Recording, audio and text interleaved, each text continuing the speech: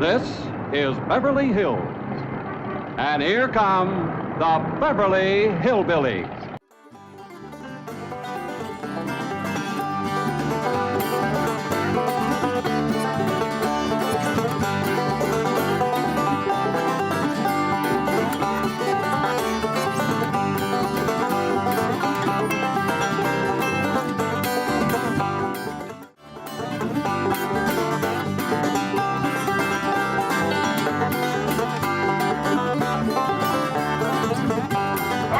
Jethro, tell us exactly what happened with Miss Drysdale. Well, I come around the side of the house, and I see this here lady fighting with a furry-looking varmint. Turned out it was Miss Drysdale. No, Uncle Jed, it was a fox. The lady was Miss Drysdale. Oh, yeah. So I grabs up the shotgun, and I says, "Step aside, lady, and I'll shoot it." Well, instead of that, she whipped around and throwed that thing in the air. Well, I shot it on the fly. With both barrels. Blew my wife's fox fur to shreds. I wonder if she fainted dead away. I caught her just in time. The chauffeur had to help me get her into the car. She was out like a light. She was stewed to the gills. You said it took 2 men to get her back in the car. You know, Jethro, could be that there fox was Miss Drysdale's pet. Why in tarnation would she want a sneaky old fox for a pet? 'Cause them kind of people are liable to do anything. What kind of people? Ask your pa. Well, I reckon I can't protect you from the ugly side of life forever. You see, Miss Drysdale is what city folks calls what was her husband called it, Granny? Hypochondriac. Yeah, that means she drinks a little. Little. Her own husband said her bedroom was full of bottles.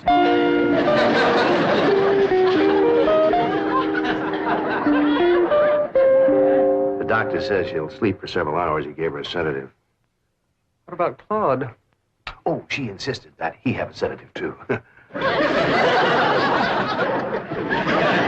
dog, he's probably the first canine hypochondriac. Well, let's be thankful for one thing, Mr. Drysdale. What's that? The tree outside the window. It completely obscures her view of the Clampett estate. Yes. And if that tree should ever lose its leaves and she gets one look at those hillbillies... It shall not happen. The Clampetts have agreed to accompany me to Palm Springs. Fine, fine. Now, you keep them there until I get Margaret back to Boston. Can do and will do. Maybe it's for the best that you know about that poor woman next door, Ellie. Now you can pitch in and help us get her cured. Yep. I'll need you to help find the makings from a sobering up mash. That's what I'll give her first. But Miss Jane said she was taking us to Palm Springs. Folks don't run off and leave the neighbors when they's in trouble. What all you gonna need for your sobering up mash, Granny? Well, most of the stuff I got.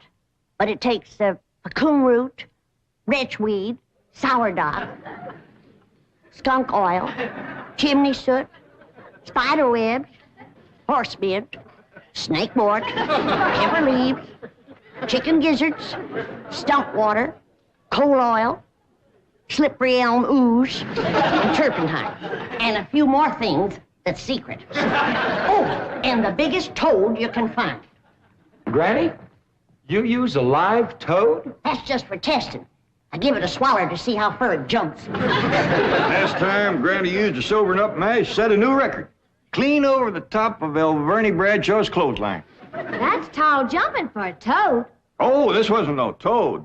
This was Alverny's husband, Homer. It was him Granny was sobering up. Well, Ellie, if you're going out in the brush hunting stuff for Granny, you'd best put on some old clothes. Okay, Pop.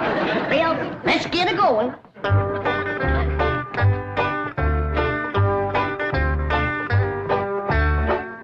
Oh, I pert near forgot. I have to have some goat's milk. After Mrs. Drysdale takes my sobering up mash, she has to have fresh goat's milk every half hour to stop the burning. Well, I reckon Jethro can borrow some. Well-to-do neighborhood like this, folks is bound to keep goats. Everybody except us. We ain't even got a cow. Nor pigs neither. Nor chickens. We ain't even got nothing to pull a plow. You're supposed to be so dad blame rich.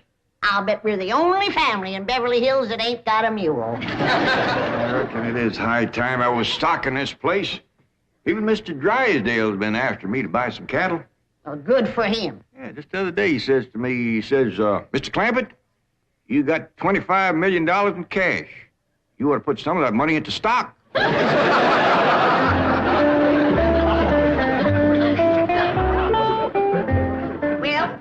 we better get busy now if we're going to find... There goes that music again. Jethro, did you ever find out where that's coming from? No, sir, I didn't. Every time I went to looking for it, somebody always come to the door. This time I'm gonna find it for sure. Yeah, good hunting. Me and Granny will be figuring out what stock to buy.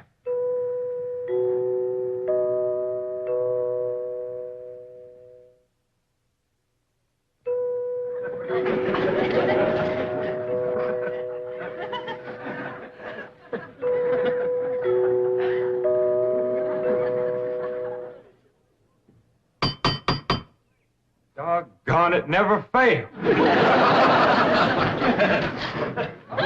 Howdy, Miss Hathaway. Oh, please stop calling me Miss Hathaway.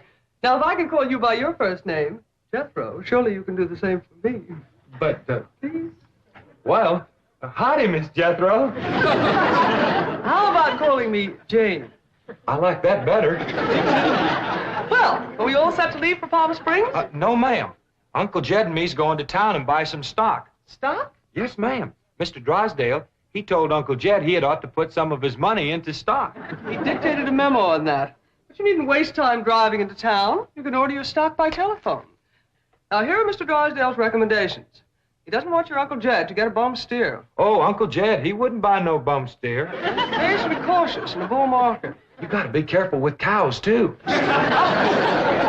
Jethro, you have the most delightfully bucolic sense of humor. Now then, would you like to ride to Palm Springs with me, or would you prefer to drive and meet me there?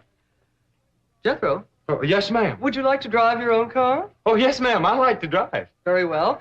I have typed out explicit directions. I've even drawn a map showing the exact location of the hotel. They have a lovely pool, and... Jethro. Oh, yes, ma'am. I'm taking a bikini to Palm Springs.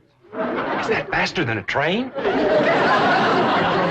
Jethro, you dear naive boy. You shall see when we go swimming. You Tarzan. Me Jane. No, ma'am. I'm Jethro Bodine. I almost hate to see you change. I ain't gonna change. Oh, yes, you will. Under my tutelage, you will become an educated man of letters. Someday I shall introduce you as Jethro Bodine. B.A., M.A., Ph.D.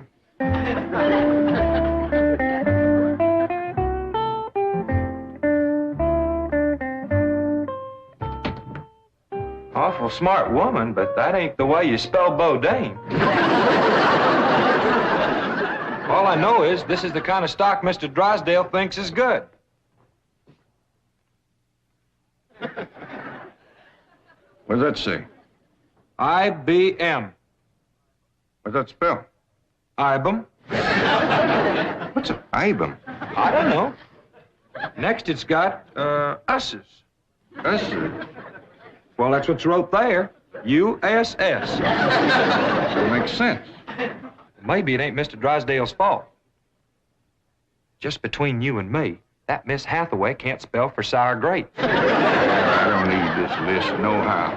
Me and Granny's already figured out what we want. That's right. A pair of goats, 3 pigs, 4 cows, a bull, a mule, and a dozen chickens. Reckon we can get all that on the truck? Don't have to. Miss Hathaway says just call on the telephone and they'll bring them out. Oh, now, ain't that nice? Hello? Jed, I watched that banker feller. You have to stick your finger in them holes and spin her a while. All right.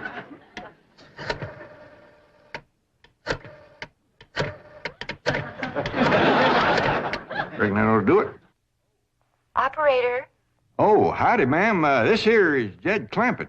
I'd like to buy some stock. What number do you wish?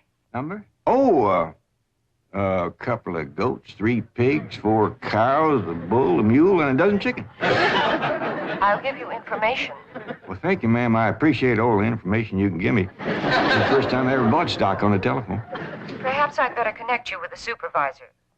Two heads is better than one. Supervisor speaking. May I help you? Well, thank you, ma'am. This here is Jed Clampett. I'd like to buy some stock. Do you know the number you wish to reach? Well, that's more or less up to the animals. But the number I want to start with is a couple of goats, 3 pigs, 4 cows, a bull, a mule, and a dozen chickens. This sure is a dandy pen, Jethro. As soon as Ellie gets back from the Drysdale, she can milk this here goat.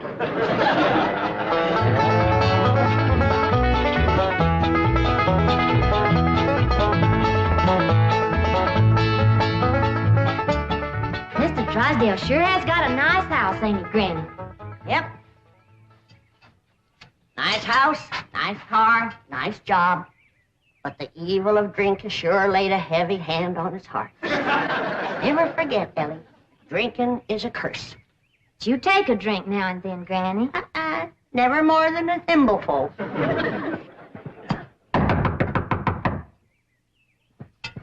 Oh, Ellie, you might have to hold Mrs. Drysdale while I spoon my sobering up mash down her. I'll throw a double scissors and an arm lock on her. Just so you don't cut off her wind if she can't breathe. Yes? Howdy. We've come to see Miss Drysdale. I'm sorry, madam, but Mrs. Drysdale cannot be disturbed. Are you her kin? I'm a butler. Oh, that must have been her maiden name. You were taking care of her, are you? I am a butler, madam. Well, I'm glad to see that her family ain't ashamed to help her. Whom shall I say called? Well, this here's Granny, and I'm Ellie Mae. Pa and Jethro would have come too, but they're busy with the cattle. Very good. Hold on now. We've come to see Miss Drysdale. Mrs. Drysdale is indisposed, madam. She is not receiving. Oh, still sleeping it off, huh? Well, when she comes to, you just spoon half of this down her and then stand back. Yeah, she'll commence to doing some tall jumping. Don't bite you. We'll be back later with the goat's milk. Want me to stay and help you do for Miss Drysdale? We are managing, thank you. Are you doing the washing and the cleaning and the cooking for her? Certainly not.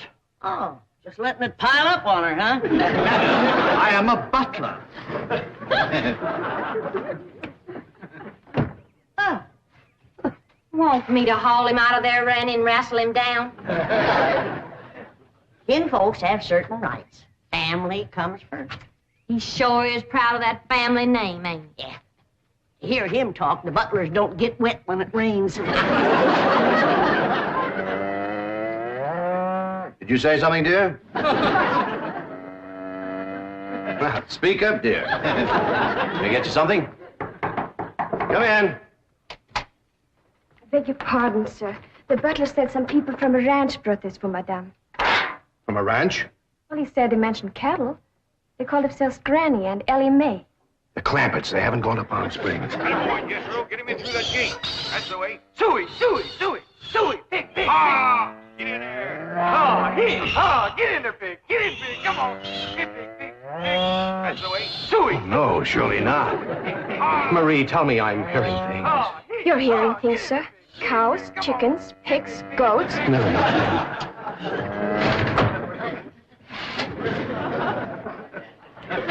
Anything I can do, sir? Pray, Marie. Pray.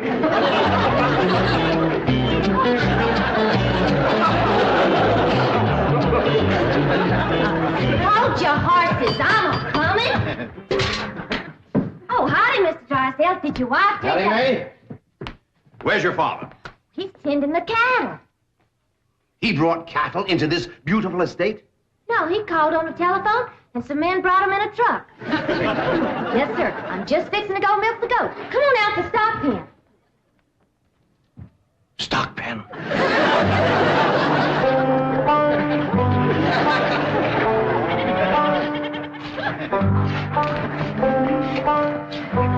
Yes, sir, Mr. Drysdale. I finally took your advice and put some of my money into stock. How's that goat milk, Ellie? Just fine, Pa.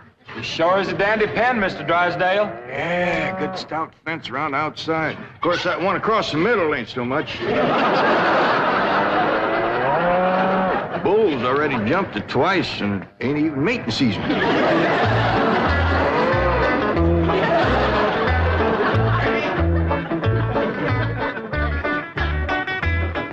yourself some mighty fine-looking stock. Of course, they need a little fattening up. Mr. Drysdale happy to see him? Granny, he was so happy he couldn't talk. He just kind of hung on a fence and made little gurgling noises in his throat. Well, that poor man has some joy coming to him. I'm glad to be able to help him to forget his trouble for a spell. Here's the goat's milk, Granny. Oh, good, Ellie. Now, you run that right over to Mr. Drysdale. That sobering up mash smarts considerable unless you follow it up with fresh goat's milk. Ellie, Mr. Drysdale ever find his tongue? Yeah, Pa. Whilst I was milking the goat, I heard him kind of mumbling like he was giving thanks. He says, "Oh, what have I done to deserve this?" Lord love him. Ain't that pitiful? Hurry, child, now hurry. You know, Granny, it gives a person a mighty good feeling to help a neighbor. You betcha. And he needs us, because his wife's kin ain't no help. Who's that? That high and mighty Mr. Butler. That's who came to the door when Ellie and me took the mash over. Wouldn't let us see Miss Drysdale. Well, now, you can't hardly blame him for not wanting folks to see it. Uncle Jed, the bull jumped that little fence again, so I tied him back over on his side. Where's Mr. Drysdale? I asked him to come in for some coffee. It was the funniest thing what happened to him. You know how he was hanging on the fence of the stock pen, kind of gurgling and mumbling happy-like? Yeah. Well, all of a sudden, he points up towards his house and says, "My wife, that's her window." Then he goes tearing off into the bushes like a bear was after him. She took some mash and he seen her jumping. Looks like Ellie's gonna get there with the goat's milk just in time. Oh, Sonny, Sonny, your mumsy just had the most ghastly dream. I was going to see our new neighbors, the Clampetts, and suddenly this dreadful giant appeared with a huge gun and shot my beautiful fox fur. Isn't that the most dreadful... Claude, what are you eating? Oh, did Ravenswood bring my darling boy some nice fishy scraps? Claude. Claude! Marie, come and get Claude. What's the matter, dear? Claude, he's having a seizure or something. Is something wrong? Yes, Marie. Open the window. Yes, let's have some fresh air. No. You take Claude to the doctor. I'll get the window.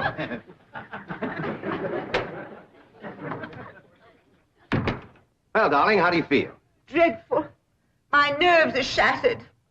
Open the window, dear. Well, it might not be good for you, Margaret. Oh, don't be silly, Milburn. I need oxygen. Besides, I adore the fragrance of that jasmine that grows on the fence of that tennis court next door. Now, open the window. All right, dear, but first I have a surprise. Surprise? Don't move. I'll be right back. Granny, that there butler fellow wouldn't let me through that door again. And he wouldn't take this milk, neither. Why not? He said he wouldn't touch nothing more from us without it was sterilized. What's sterilized? Oh, we had that in school once. That means soaked in alcohol. Alcohol? Appears to me like Mr. Drysdale's got two drinkers on his hands. Mr. Drysdale must be in terrible shape. Fighting me, scratching and clawing people and everything. How do you know? I heard her yelling and screaming clean from upstairs. She says, "Marie, come and get Claude." Sure enough, pretty soon, this poor girl come a-running down yelling, "Take me to the doctor. I got Claude." Family or no family, that woman needs help, and by thunder, she's gonna get it. Surprise! Milburn, have you taken leave of your senses? You know I'm much too nervous to watch television. But, darling, the doctors in Boston said your nerves were just fine. Those Boston doctors. They had the audacity to tell me that I was perfectly healthy. I said, I'm not paying you all that money to tell me I'm healthy. Milburn, I do not want to watch television. Well, you don't have to watch it, dear. Just listen. There's an exciting Western on. Western? Milburn, shut that off and open the window. I will. Oh, there we are.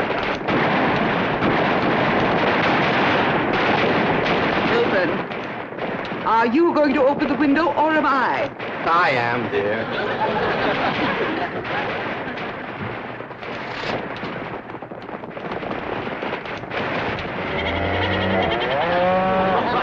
There, you see, the cattlemen and the sheepmen are fighting now. Well, if you won't turn it off, I will. Oh, dear, I do admit that's a very old plot, but I'm sure we can get something better.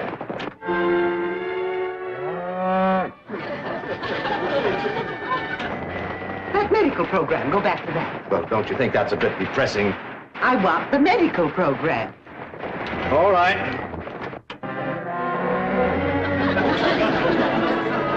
Melvin, I still hear the cattle and the goats. Yes, you see, this is the latest thing in television program. A medical western. A medical western? Yes, I think it's called Sagebrush Surgeon. That's the window he pointed to right there. I've got to get some fresh goat's milk up to that woman some way.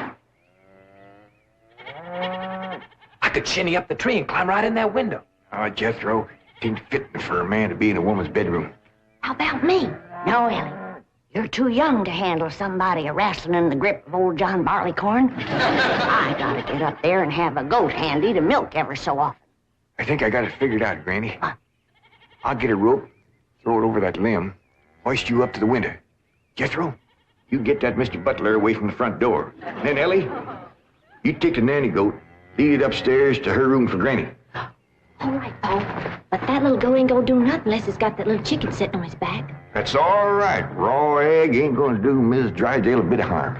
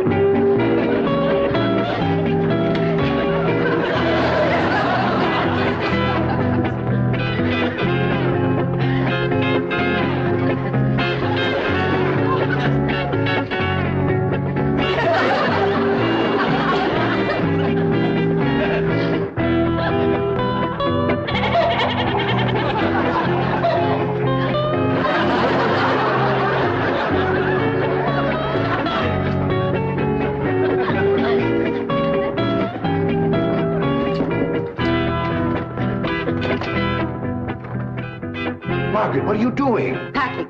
I'm leaving immediately. Oh, don't leave me. I love you. I love you too, Milburn. Why don't you come to Boston with me? You haven't seen Sonny for a long time.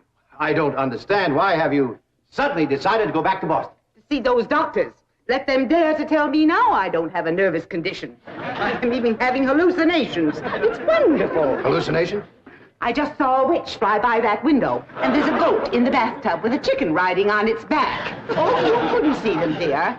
Only someone with my shattered nervous system. There goes the witch again. Oh, Melvin, I'm the happiest woman in the world. It's marvelous. Wait until those doctors hear this. Can't get in the attic and she won't open the window. Heist me up again. Here, Milburn. Let's have a vitamin toast to my coming triumph.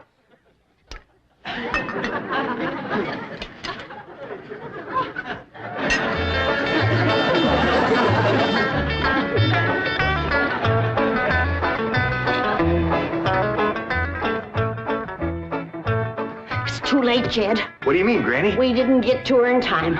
Now she's got her husband on the stuff.